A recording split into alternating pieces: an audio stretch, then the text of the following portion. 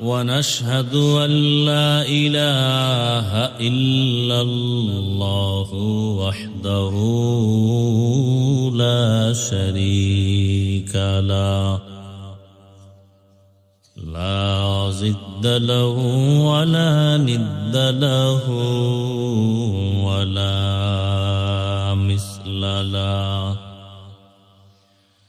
ونشهد أن سيدنا وسندنا وحبيب ربنا وطبيب قلوبنا ومولانا محمدا عبده ورسوله اللهم صل على محمد النبي الأمي وعلى آله وسلم تسليما وبعد فأعوذ بالله من الشيطان الرجيم بسم الله الرحمن الرحيم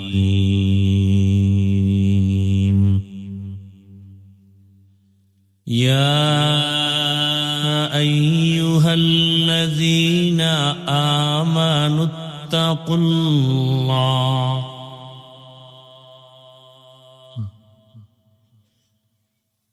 يا أيها الذين آمنوا اتقوا الله وكونوا مع الصادقين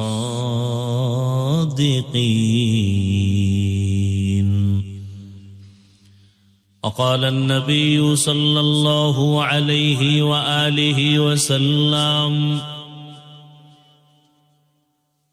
من تشبه بقوم فهو منهم صدق الله مولانا العظيم وصدق رسوله النبي الأمي الكريم ونحن على ذلك من الشاهدين والشاكرين والذاكرين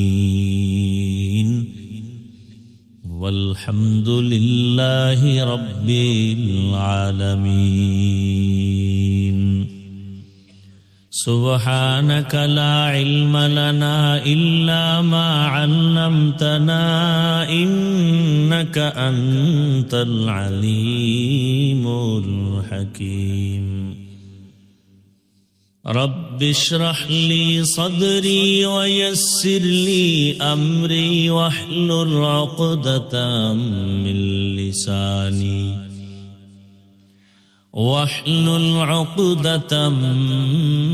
من لساني يفقه قولي निगाह मुमिन से तू बदल जाती है तकदीर निगाह मुमिन से तू बदल जाती है तकदीर ये बंदा की कुव्वत नहीं कुदरत का इशारा ये बंदा की कुव्वत नहीं कुदरत का इशारा ऐ मर्द खिरद तर्क मासी की जरूरत ऐ मर्द खिरद तर्क मासी की जरूरत अब सोहबत सालेह की सवा कोई नहीं चारा अब सोहबत सालेह की सवा कोई नहीं चारा मरदूद है पीछे हमें खबर नहीं लेकिन मरदूद है पीछे हमें खबर नहीं, लेकिन एक वक्त में हालाक जो अमाल है सारा, एक वक्त में हालाक जो अमाल है सारा।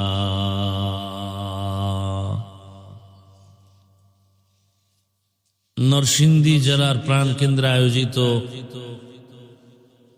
দারুল উলুম দত্তপাড়া মাদ্রাসার আয়োজনে আজকের এই 2 দিন ব্যাপী ইসলামী মহাসম্মেলনের সমাপনী দিন 10 ডিসেম্বর 2025। মহতি এ মাহফিলে উপস্থিত মোহতারাম সম্মানিত সভাপতি আলহাজ আনোয়ার হোসেন সাহেব, প্রধান অতিথি আলহাজ মাসুদুর রহমান সাহেব সহ অন্যান্য অতিথিবৃন্দ, হযরত উলামায়ে কেরাম, যারা আহ্বানে এখানে হাজির হয়েছি, নরসিংদীর কৃতি সন্তান আলেম উলামাদের আস্থাভাজন ব্যক্তি, ঐতিহ্যবাহী দারুল উলুম দত্তপাড়া মাদ্রাসার স্বনামধন্য মুহতামিম হাফেজ মাওলানা শওকত হোসেন সরকার সাহেব, আগত এলাকার বিভিন্ন স্থান থেকে আল্লাহ পাকের আশিকিন, জাকিরিন, শাকিরিন, মুহিব্বিন, মুরব্বিয়ান এজাম, কলিজার টুকরা, সমবয়সী যুবক বন্ধুগণ, স্নেহের ছোট ভাই, পর্দার আড়ালে মা বোনেরা, আল্লাহ পাকের দরবারে শুকর যে আল্লাহ আমাদেরকে সুস্থ রেখেছেন, আলহামদুলিল্লাহ। জীবনের এক অমূল্য সম্পদ আমাদের সুস্থতা। টাকা পয়সা বাড়ি গাড়ি সব আছে, কিন্তু আপনি আমি অসুস্থ, জীবনের কোনো মূল্য নাই। টাকা পয়সা বাড়ি গাড়ি তেমন নাই, কিন্তু আপনি আমি সুস্থ, এই জীবনের থেকে শান্তির জীবন আর আল্লাহ আমাদের এই সুস্থতাকে দায়েমান কবুল করেন। এখনো যারা অসুস্থ, ঘরে বিছানায়, হসপিটাল, আল্লাহ তাদেরকেও সুস্থ করে দেন। হাজারো লাখো মানুষের ভেতর থেকে বাছাই করে দয়াময় আল্লাহ আমাদেরকে প্রচন্ড ঠান্ডার ভেতরে দীর্ঘ সময় ধৈর্যের পরিচয়ে মাটির উপরে বসে আছেন আপনারা। আল্লাহ পাক দয়া করেছেন, না হয় এটা সম্ভব না। এজন্য আরেকবার সে দয়াময় আল্লাহর শুকর আদায় করি, আলহামদুলিল্লাহ। নবীজি বলেন, আলহামদু আলান নিয়ামতি আমানুল লিজাওয়ালিহা। নিয়ামতের শুকর আদায় করলেই আল্লাহ নিয়ামত তার উপরে শুকরের বরকতে স্থায়ী করে দেন। দরুদ ও সালাম সৈয়দুল মুরসালিন, রহমাতুল লিল আলামিন, শফিউল মুজনিবিন, খাতামুন নবিয়্যিন, সৈয়দুস সাকালাইন, ইমামুল মুরসালিন, শফিয়ে আযম, রাসূল আকরাম, রহমতে আলম, নবিয়ুল আরব আল আজম, حبیب کبریا، اشرف الانبیاء، سید الانبیاء، شفیع محشر، ساقی کوثر، آقا نامدار، مدینہ کا تاجدار، آفتاب نبوت، فخر موجودات، سید المخلوقات، حضرت محمد الرسول اللہ صلی اللہ علیہ وآلہ وسلم উপর সর্বোপরি শুকর যারা এই সুন্দর আয়োজন করেছেন, বিশেষ করে এই মাদ্রাসার আসাতেজায়ে কেরাম, তালিবুল ইলম, এলাকার যুবক, বৃদ্ধ, ব্যবসায়ী, শ্রমিক, চাকুরিজীবী, বিভিন্ন শ্রেণী পেশার মানুষ সময়, পরামর্শ, অর্থ দিয়ে দোয়া করে উপস্থিত হয়ে মাইক, লাইট, প্যান্ডেলের ব্যবস্থাপনার মাধ্যমে সহযোগিতা যে যতটুকুই করেছেন, প্রত্যেককেই আল্লাহ পাক এর বরকতে দুনিয়াতে শান্তি, পরকালে মুক্তির ব্যবস্থা করে দিন।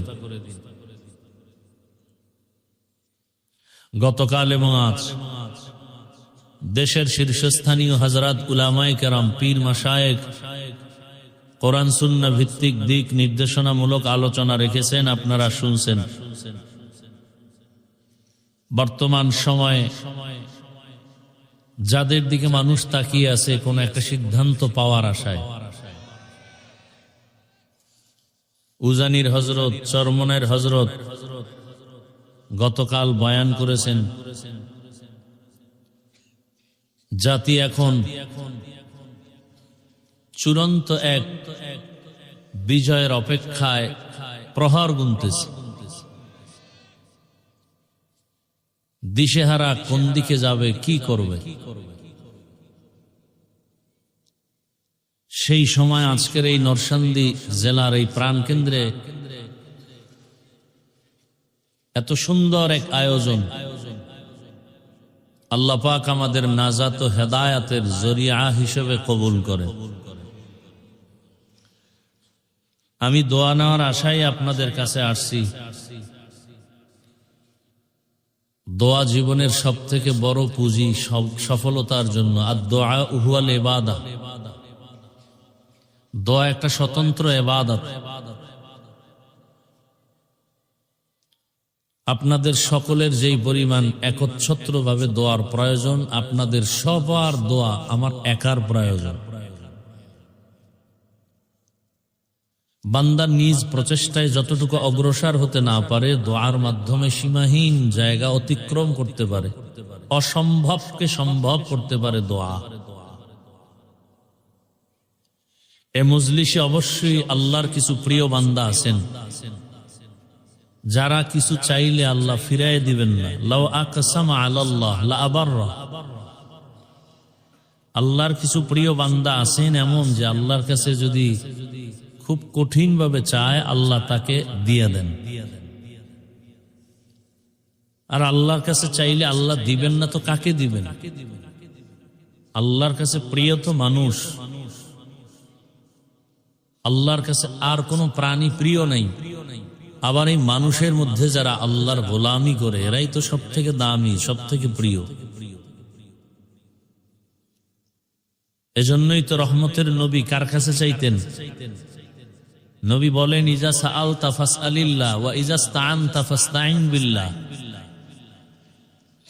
চাও তো আল্লাহর কাছে চাও, প্রশ্ন করো তো আল্লাহকে করো। দুনিয়াওয়ালার কাছে চাইলে পাওয়া যাবে না, কারণ সব অভাবী, ফকির।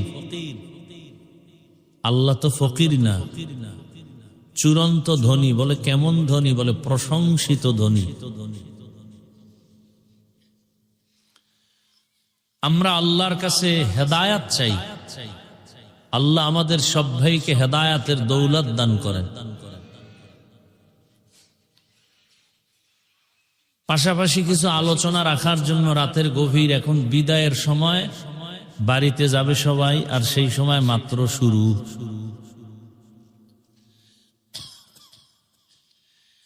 আসলে বান্দা চাইলে কিছুই হয় না, আল্লাহ চাইলে সব হয়।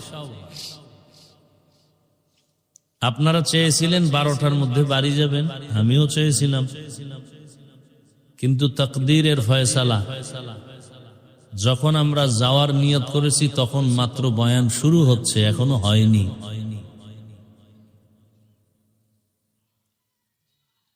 তবে বয়ানটা হওয়া, ওয়াজ যে হয়, ওয়াজ। আমি শুরু করার আগে ভূমিকায় আর 2 মিনিট কথা বলবো প্যান্ডেলকে ঠিক রাখার জন্য। একটা হলো ওয়াজ। ওয়াজ হওয়ার জন্য 2 পুঁজি লাগে। ওই 2 পুঁজি না থাকলে ওয়াজ হয় না, আওয়াজ হয়। বলে আওয়াজ আর ওয়াজ বুঝবো কি করে? বলে আওয়াজে মানুষের শরীর গরম হবে, আর ওয়াজে মানুষের কলব গরম হয়ে যাবে। বড় কঠিন জিনিস, অনেক কিছু বুঝতে হয়, বুঝানো যায় না। আমরা তো কলবই চিনি না। একজনে বলে কলব নাকি কপালে।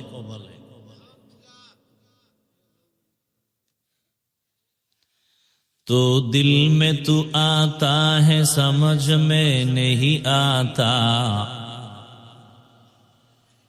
तो दिल में तू आता है समझ में नहीं आता, बस जान लिया मैं तेरे पहचानो यही है, बस जान लिया मैं तेरे पहचानो यही है। আমিও অনেক অসুস্থ, মনে চায় বয়ান করতে, কিন্তু শরীর দিতেছে না। পাওয়ারি ঔষধ খেয়ে আসলাম, 1 সপ্তাহ বিছানায় ছিলাম, একটা প্রোগ্রামেও যেতে পারিনি। অনেকে জানেন, আপনাদের দোয়া আবার আল্লাহ সুস্থ করে, পরিপূর্ণ না, খুবই অসুস্থ, যেটা বলাটাকে নিজের কাছে খুব ভয় লাগে। কারণ অনেকে স্টেজে উঠে অসুস্থতা প্রকাশ করাটা অনেক সময় অহংকারী মনে হয়। আসলে অসুস্থ, আমার খুব কষ্ট হইতেছে কথা বলতে। তারপরও আশা করি আপনারা দোয়া করলে কিছু বলার সুযোগ কে দিবেন? আল্লাহ দিবেন। তো ওয়াজ হওয়ার জন্য কয় পুঁজি লাগবে ভাই?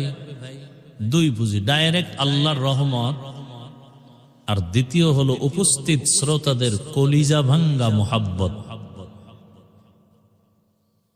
আর ওয়াজ যখন শুরু হবে তখন কলব গরম হবে, আর কলব ওয়ালারা স্থির থাকবে না, অস্থির হয়ে যাবে। কি হয়ে যাবে? দলিল, ইন্নামাল মুমিনুনা আল্লাযীনা ইযা যুকিরাল্লাহু ওয়াজিলাত কুলুবুহুম ওয়া ইযা তুলিয়াত আলাইহিম আয়াতুহু যাদাতুহুম ঈমানা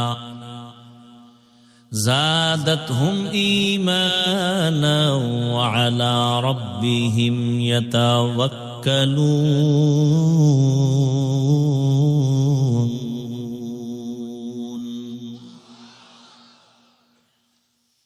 কলব কি হয়ে যাবে? গরম হবে। গরম হলে স্থির না অস্থির?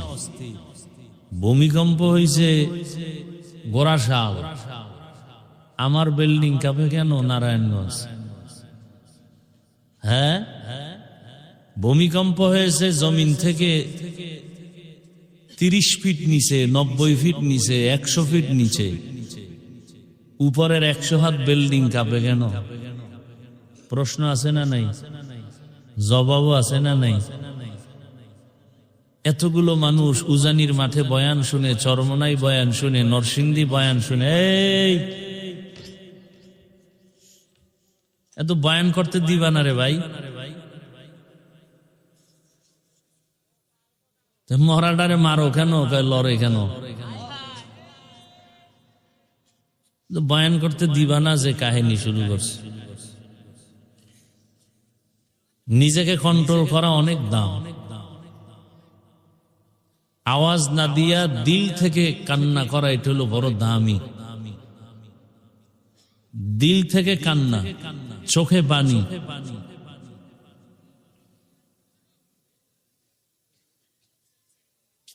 মহা মুসিবত ভাই। আপনারা আওয়াজ কইরেন না, আমাকে কথা বলতে দেন। আমি কি মুখস্থ করে আসছি আজকে এখানে কি বয়ান করব? আমাকে বলতে দেন।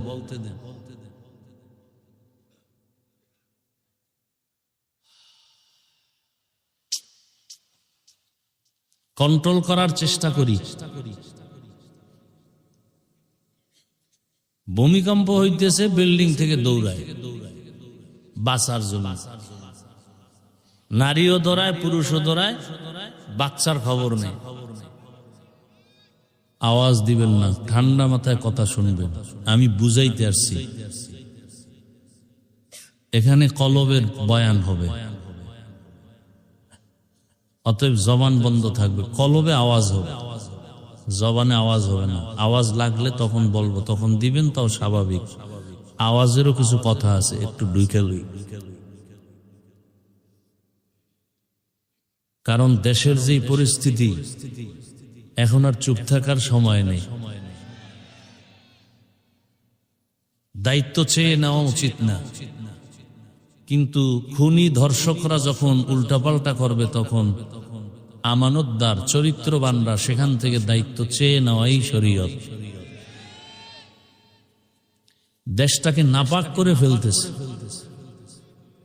এখান থেকে উদ্ধার করতে পারে একমাত্র ইসলাম। আল্লাহ আমাদের হেদায়াত দান করেন। ভূমিকম্প হয় কোথায়? মাটির নিচে, তাও আবার নরসিংদী। নারায়ণগঞ্জের বিল্ডিং কাঁপে কেন? ভূমিকম্প হয় মাটির অনেক নিচে, উপরে কাঁপে কেন? এই প্রশ্নের যেই জবাব বয়ান হচ্ছে কলবের মধ্যে, শরীর লাফায় কেন, কাঁপে কেন, আওয়াজ হয় কেন? এই প্রশ্নের সেই একই জবাব। বুঝার চেষ্টাও করি না, বুঝাবারও চেষ্টা করি না, বুঝারও চেষ্টা করি না, বিরোধিতা করার অপচেষ্টা করি। কম্পন হবে কলবে, আর সে জালজালার কম্পনের রিয়াকশনটা চলে আসবে বডির ভেতরে। বড় কঠিন হালাত। আগুন জ্বলবে আর গরম হবে না, এটা হতে পারে না। কথা বুঝেন? বাতি জ্বলবে আর অন্ধকার থাকবে, এটা হতে পারে না। ইসলাম কায়েম হবে আর অশান্তি থাকবে, এটা হতে পারে না। জেনা ব্যভিচার চলবে, চুরি ডাকাতি চলবে, খুন ধর্ষণ চলবে আর ভূমিকম্প হবে না, এটা হতে পারে না। কলবের ভেতরে জালজালা হবে আর শরীরে কম্পন হবে না, এটা হতে পারে না।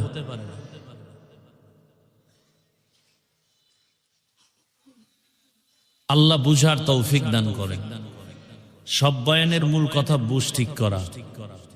বয়ান আপনারা সবাই জানেন, শুধু বুঝ ঠিক নেই।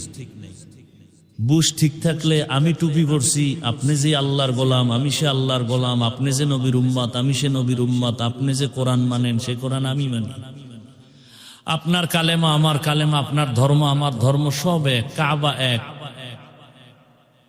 দুনিয়াতে আসছি সিস্টেম এক, বিদায় বেলা কাফনের সংখ্যা এক, কালার এক, কবরের সাইজ এক, প্রশ্ন এক।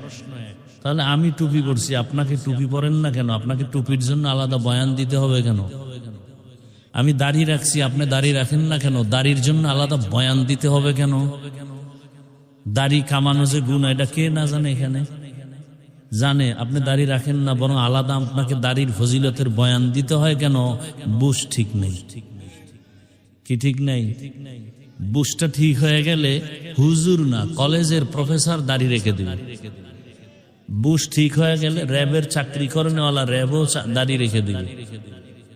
আর বুঝ যদি ঠিক না হয়, তাহলে আমার মতো হুজুরও মহিলাকে এক জায়গায় বসাইয়া একসাথে আড্ডা দিবে।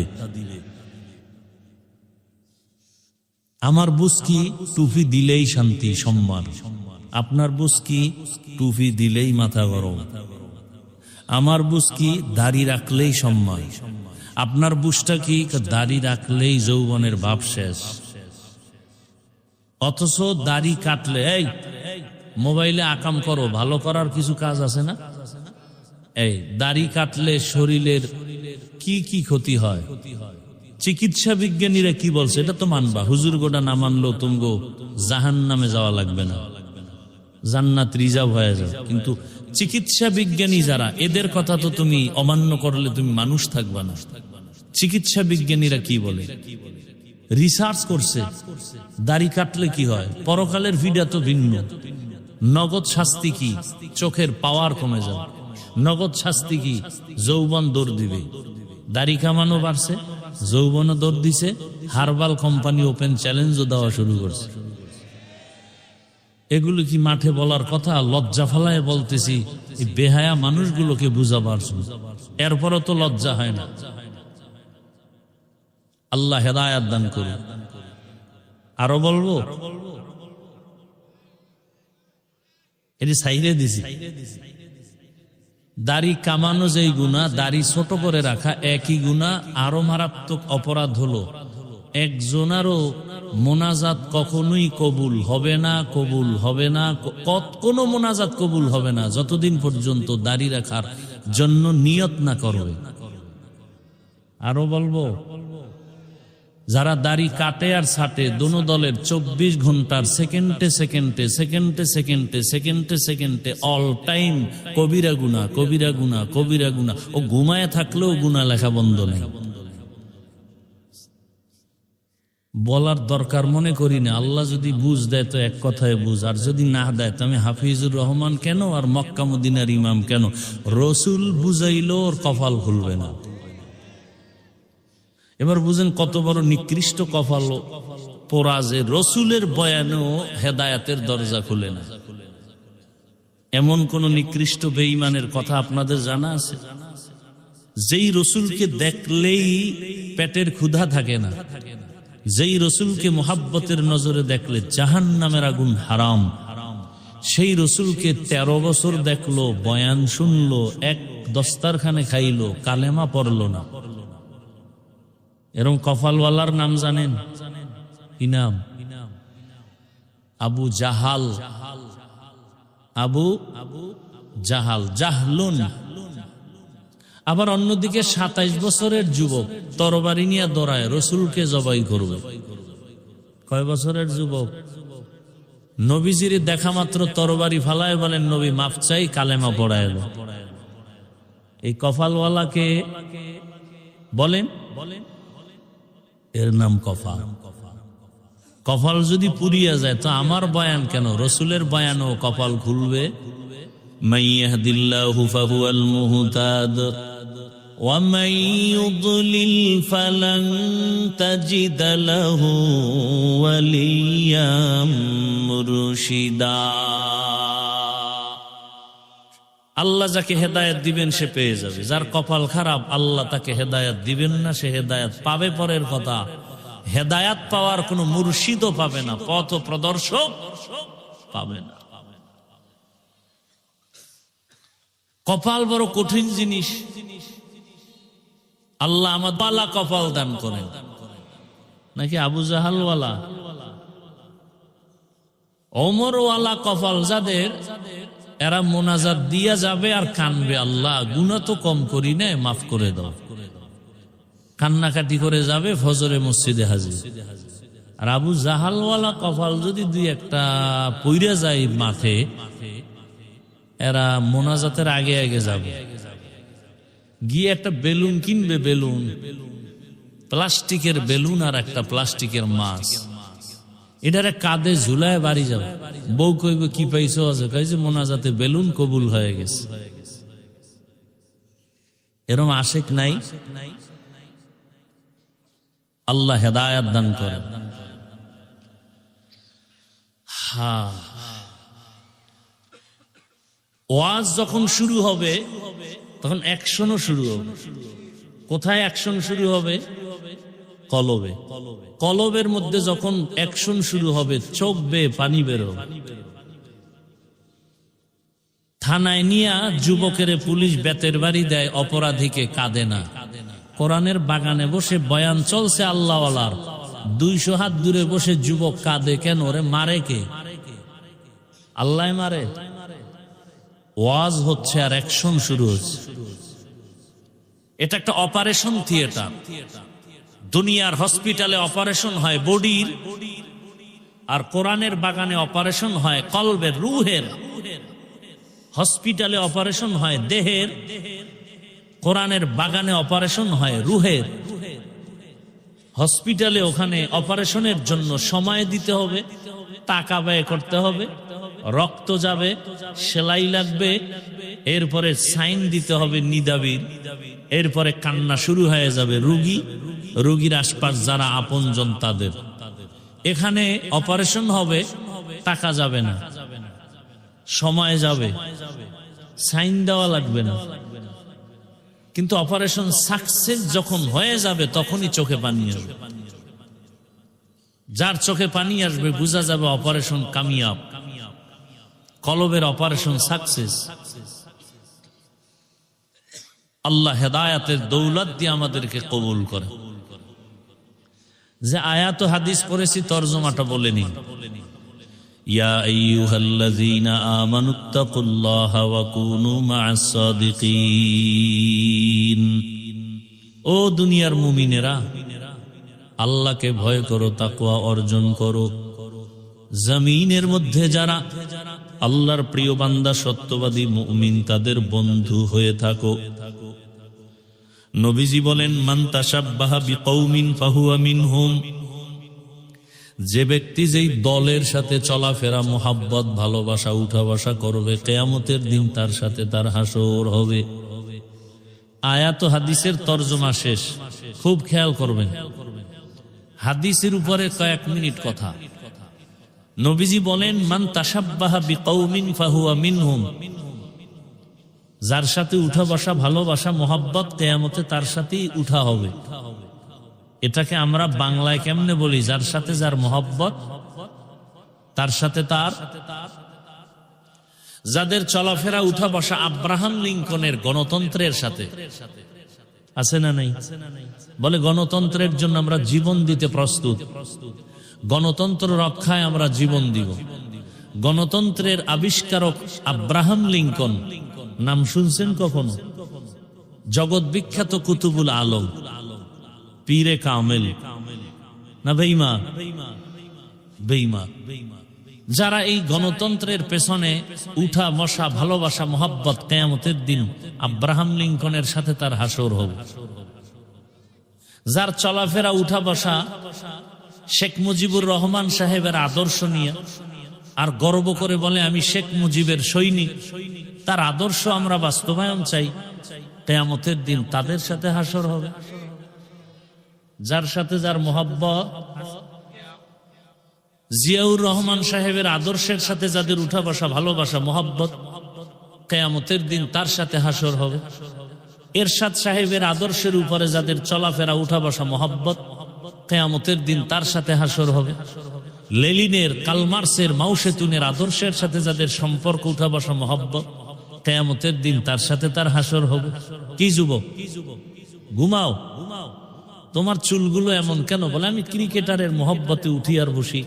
তো কিয়ামতের দিন তোমার ক্রিকেটারের সাথে হাসর হবে।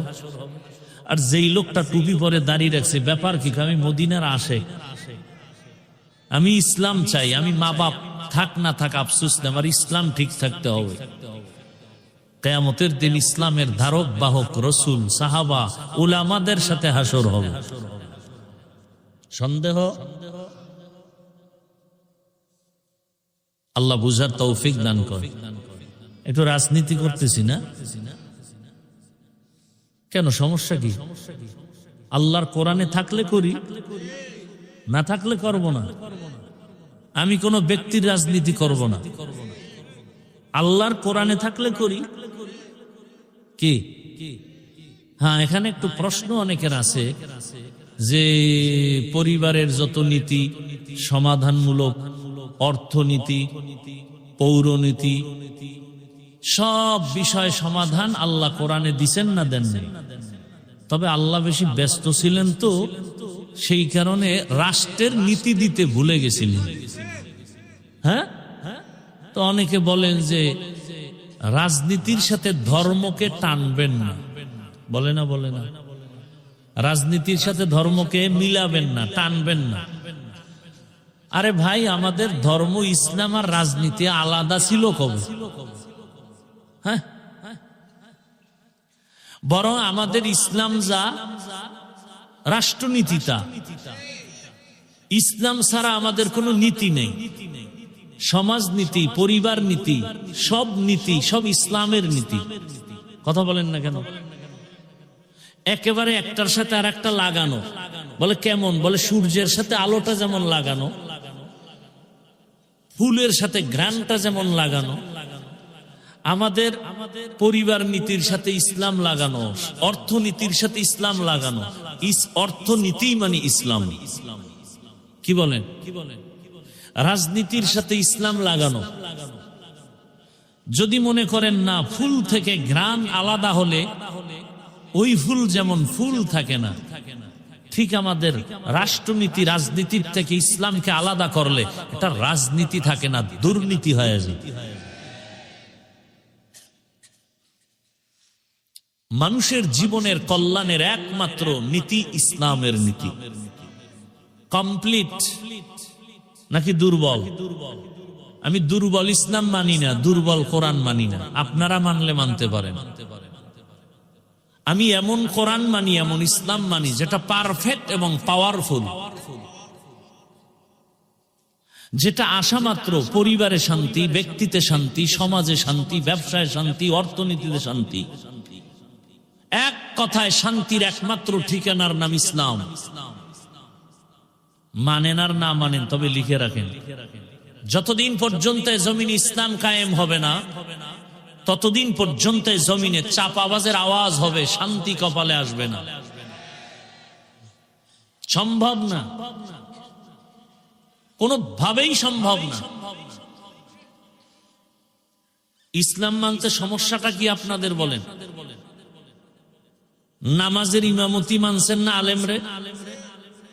কি ইমানের পরেই নামাজ? একজন আলেমের পিছনে নামাজ পড়তে বাধা? বিবাহের সময় ইমাম মানছেন কারে? আলেম। বাধা? সেখানে বাধা নাই।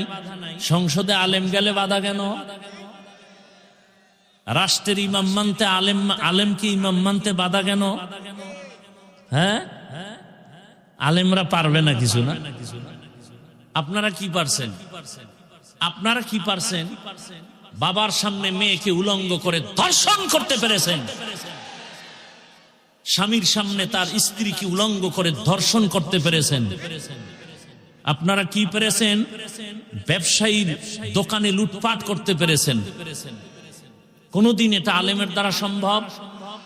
কোনদিন সম্ভব না, কল্পনাই করা যায় না। বরং ইসলাম আসলে এই পুরা বাংলাদেশ হবে বেহেশতের বাগান। হিন্দু শান্তিতে থাকবে, খ্রিস্টান শান্তিতে থাকবে, ইহুদি শান্তিতে থাকবে, সমস্ত গরিবরা হবে ধনী।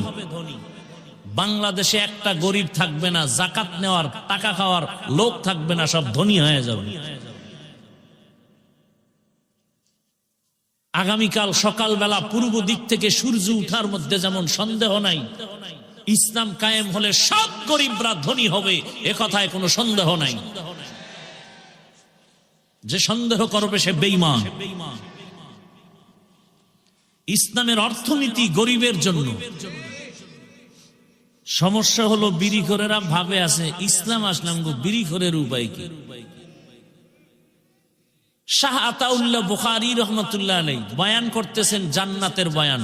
মা তাশতাহি আনফুসুকুম, কি জান্নাত আল্লাহ দিবেন, সেখানে ঢুকবা, যা চাইবা তাই পাইবা। একজনে কয় বিড়ি বামুনি। যেমন প্রশ্ন তেমন জবাব। হুজুর কয় বিড়ি পাইলেও পাইতে পারো, তবে আগুন আনতে গেলে তো জাহান্নামে যেতে হবে। আর জাহান্নামে যখন বিড়ি ধরাইতে যাবি তখন টের পাবি কত ধানে কত চা। আচ্ছা বলেন তো, এই প্যান্ডেলে কোনো বিড়িখোর সম্মানিত ব্যক্তি আছে না নেই? এখানে আসার পরে কয়টা বিড়ি টানছেন?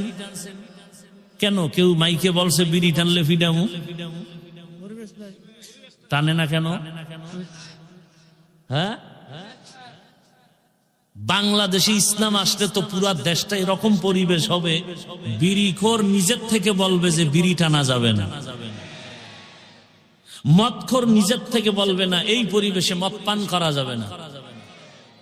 ইসলাম এটাকে দেখেন, এই যে সারা এত রাত প্রচন্ড শীত, এরপরও আপনারা বসে আছেন পৃথিবীর থার্ড ক্লাসের বিছানার মধ্যে, কোয়ালিটিহীন ব্যবস্থাপনায়। এটা কোয়ালিটি না। আপনাদের কোনো টাকাওয়ালা যদি মানুষগুলোকে বসাতে চাইতেন তা আপনাদেরকে ফ্রি গাড়ি দিতেন, ফ্রি গাড়ি দিয়ে আনতো, তাও কিন্তু এই বেহেশতি মানুষ আসতো না, সব গাঞ্জাখোরেরা এসে বসে থাকতো। এরপরে বসার জন্য ভিআইপি ব্যবস্থা, ভিআইপি চেয়ার, নন ভিআইপি পেছনে, এরপরে নাস্তা। যদি নাস্তা দেরি তো চেয়ারের বাড়ি। এরপরে আবার যদি বাইরে বাইরে শুরু হয়ে যায়, আবার একজনে ভিডিও করে দেখায়, দেখেন তো আমরা নিজেদের দলওয়ালারা কত বড় বেয়াদ্দব। নিজেদের অপকর্ম আবার দেখায়। আপনাদের ফ্রি গাড়ি দিছে, বসার স্থান ভিআইপি। পৃথিবীতে এর থেকে নরমাল কোন বিছানা হতে পারে? অনেকে ঘাসের উপরে, মাটির উপরে বসছেন। নাস্তা কতবার দেওয়া হয়েছে? দেওয়া হবে? হবে না? বড় কঠিন বিষয়। নাস্তাও দেওয়া হবে না। হ্যাঁ, আচ্ছা এতগুলো মানুষকে নিয়ন্ত্রণের জন্য ওই সাহেবের পুলিশ লাগতো না? পাওয়ার থাকলে র্যাব, আরো হেডম থাকলে আর্মি, আরো হেডম থাকলে বিডিআর, আরেকটু হেডম থাকলে কুত্তা। কারণ মানুষের উপরে বিশ্বাস নাই, বডিগার্ড বডির উপরে মেরে দিবে, কুকুর বেঈমানি করবে না। নিরাপত্তার জন্য কুকুর বেঈমানি করে নাই, আজও পর্যন্ত শুনি নেই। সারা রাত মালিকের জুতার বাড়ি খাইয়া কুকুর মালিকের বাড়ি পাহারা দেয়, কোনোদিন মালিকের ক্ষতি করে না। আর মানুষ মানুষেরটা খাইয়া বডিগার্ড বডির উপরে ছুরি মারে।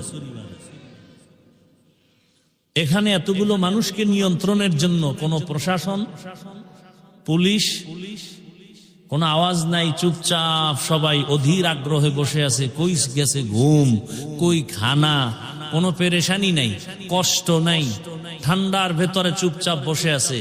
চুপচাপ এটা কেমনে সম্ভব? নগদ প্রমাণ, ইসলাম মানলেই সম্ভব। এটা ইসলাম পারবে, কসম আল্লাহর, আর কেউ পারবে না। কে পারবে? ইসলাম। ইসলাম দেখায় দিছে, এর নাম শান্তি।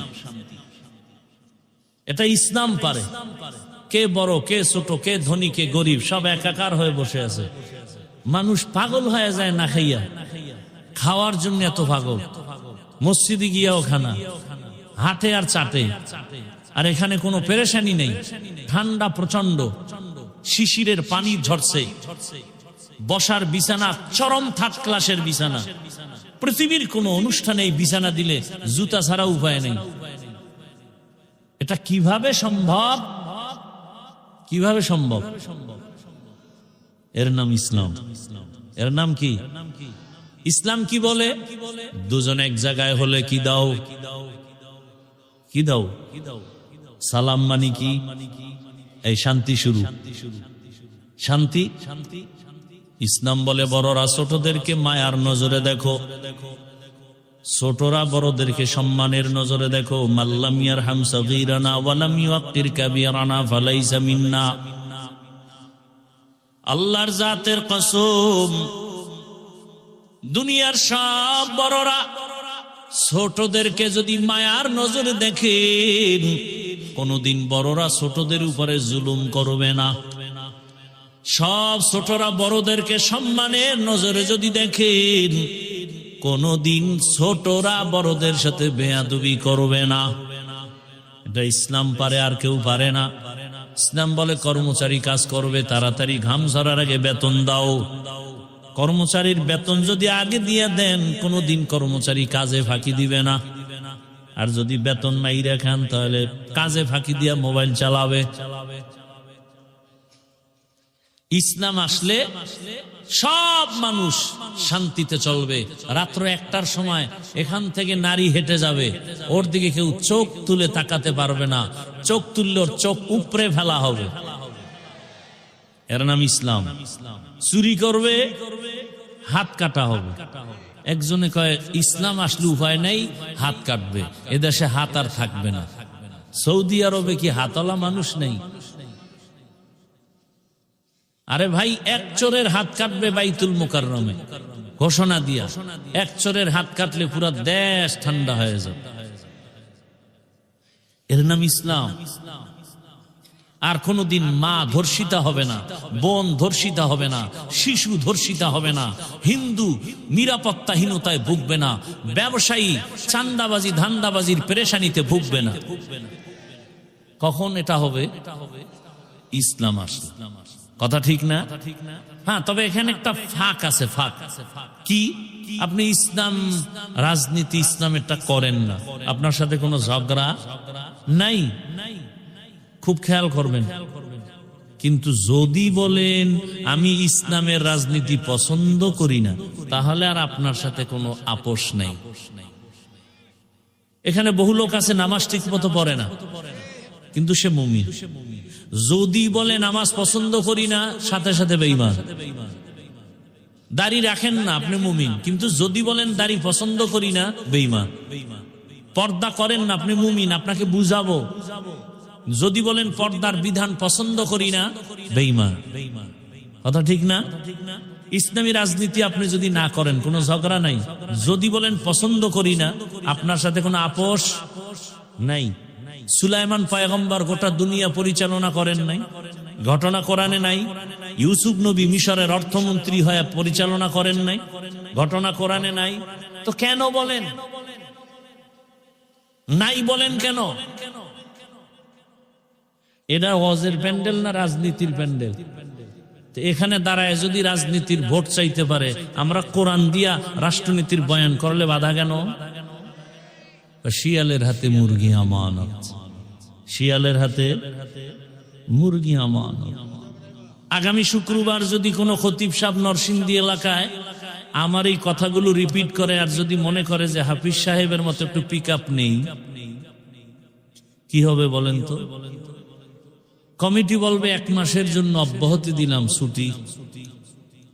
বলে কারণ, বলে শিয়ালের হাতে মুরগি। শিয়ালের হাতে মুরগি দিলে 2 দিন পরে আমানত পাবেন, 1 দিন পরে।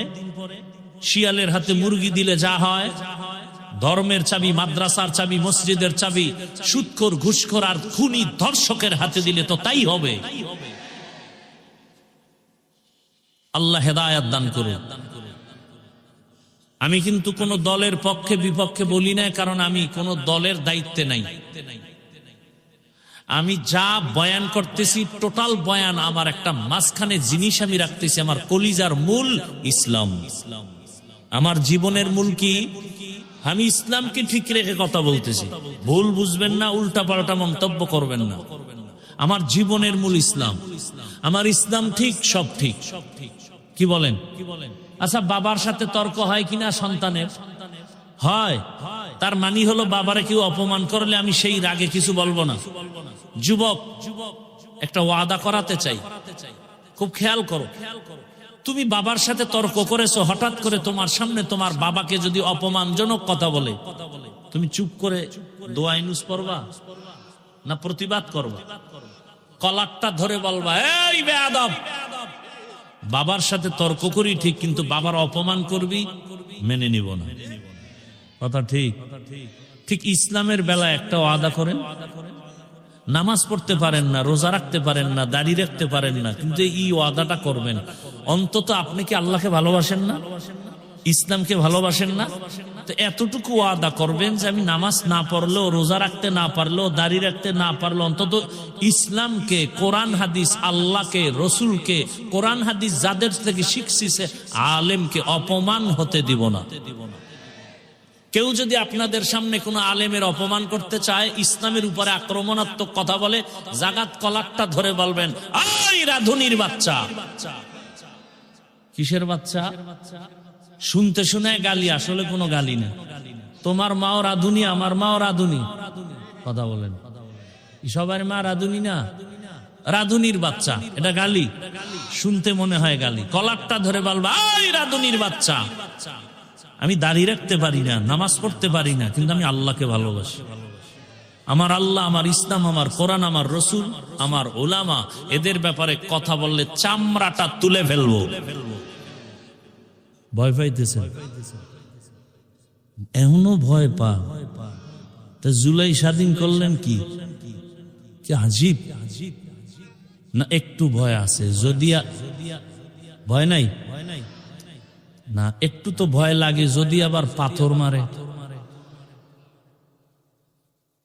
যদি আমার সন্তানকে গুম করে,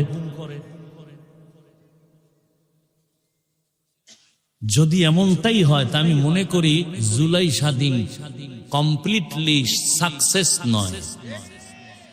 যেই সফলতা নিয়ে আশা করে স্বাধীন হয়েছে, সে সফলতা আসেনি। আসছে যদি এসেই থাকে, স্বামীর সামনে স্ত্রীকে ধর্ষণ করা হলো কেন ভোলায়? বাবার সামনে মেয়েকে ধর্ষণ করা হলো কেন বগুড়ায়? বোঝা গেল স্বাধীন কামিয়াব হয়নি। নতুন করে প্রস্তুতি নাও, আর একটা স্বাধীন করতে হবে, চূড়ান্ত সফলতার স্বাধীন। যেই স্বাধীন হলে মা নিরাপদে থাকবে, বোন নিরাপদে থাকবে, স্কুল নিরাপদ, কলেজ নিরাপদ, হিন্দু নিরাপদ, খ্রিস্টান নিরাপদ, ব্যবসায়ী নিরাপদ, চাকরিজীবী নিরাপদ, আলেম নিরাপদ, ছাত্র নিরাপদ। ওই স্বাধীনতার জন্য প্রস্তুতি নাও, আর ওই স্বাধীন হবে চূড়ান্ত সফলতার স্বাধীন, আর ওই স্বাধীন হবে একমাত্র ইসলামের স্বাধীন। কিসের স্বাধীন? আমার কথাগুলো কি উল্টা পাল্টা? ধরায় দাও, এখন কানে ধরে উঠবাস করুন। কোন দলের পক্ষে বিপক্ষে বলেছি? আমার মূল কথার মূল কি? ইসলাম। আমি ইসলামের পক্ষে বলতেছি, আমার রসুলের পক্ষে বলতেছি, আমার আল্লাহর পক্ষে বলতেছি, আমার কোরআনের পক্ষে বলতেছি। আচ্ছা 20 বছর মাদ্রাসায় পড়ছি, কয় বছর? আরো বেশি পড়া যায়, পড়ছি কত? 20 বছর। এখন তো আরো শর্টেও পড়া যায়। 20 বছর কেমনে বিছনায় প্রস্রাব করি, সেই থেকে বাড়ি মা বাপ সাইরা মাদ্রাসায় আসছি, কষ্ট করে করে লেখাপড়া করছি। কি কষ্ট, এটা বিবরণ দিতে গেলে চোখে পানি চলে আসে। এখন তো একটা জামা পরছি, কালকে আর এটা পরবো না। এক গেঞ্জি আজকে পরছি, কালকে গেঞ্জি আর গায়ে আসবে না। টুপি প্রতিদিন একটা, রুমাল প্রতিদিন একটা, লঙ্গি প্রতিদিন একটা। আর সেই সময়ের এক জামা 150 টাকায় কিনা 2.5 বছর পরছি। এক লঙ্গি ছিঁড়ে গেছে, সেলাই করে পরছি। ভাত খাইছি বোর্ডিং এ, 2 বার ভাত দিত, আদা বাটি, সকাল 10টায় আর আসরের পরে। তরকারি কি? পাতলা ডাইল। আর তরকারি সাথে কি? আমার মা বাড়িতে গেছি 4 মাস আগে, তখন প্লাস্টিকের ডিব্বায় পোড়ামরিচ গুঁড়া করে দিছে। আর আব্বাজান আধা কেজি আলু কিনার টাকা দিছে। সে আধা কেজি আলু কিনা ভাতের মধ্যে সিদ্ধ দিতাম, কেটে কেটে নাম লেখে কলম দিয়া। যখন ভাত ডাল তো পাকার পরে ওই নাম দেখে দেখে আলু নিয়ে আসতাম ভর্তা বানানোর জন্য। আধা কেজি আলু, চিন্তা করছি 2 মাস পরে বাবা আসতে পারে, তাহলে 2 মাস খাইতে হবে পোড়ামরিচ দিয়ে। আর আধা বাড়ি ভাত, এটারে ভাগ করে 4 বার খাইছি। আর এই কষ্টের জীবনটা কি করছি? 24টা ঘন্টা কোরআন হাদিস, কোরআন হাদিস, কোরআন হাদিস, কোরআন হাদিস পড়ছি এই 20 বছর, আর কিছু না। কতটা অক্ষর, কতটা নক্তা আছে, জের আছে, জবর আছে, কোরআনের লফজ কয়টা, কতটা বাক্য আছে, কতটা সূরা আছে, নামাজের আয়াত কয়টা, রোজার আয়াত কয়টা, জিকিরের আয়াত কয়টা, পর্দার আয়াত কয়টা, জাকাতের আয়াত কয়টা, রাষ্ট্রনীতির আয়াত কয়টা, পরিবার নীতির আয়াত কয়টা, অর্থনীতির আয়াত কয়টা, আয়াতের ব্যাখ্যা কি, তাফসির কি, ফতোয়া কি, মাসআলা কি, পড়তে পড়তে পড়তে পড়তে পড়তে পড়তে জীবন শেষের দিকে ময়দানে ওই কথাই বলতেছি। এত গবেষণা করে কোরআনের আয়াত সংখ্যা সব কিছু পড়ে এই ময়দানে নামছি। এখন কোন সুক্ষর বেয়াদব যদি বলে বয়ানটা এমন করেন, কি পরিমাণ জুতা দিয়ে ওকে বাড়ি দেওয়া দরকার।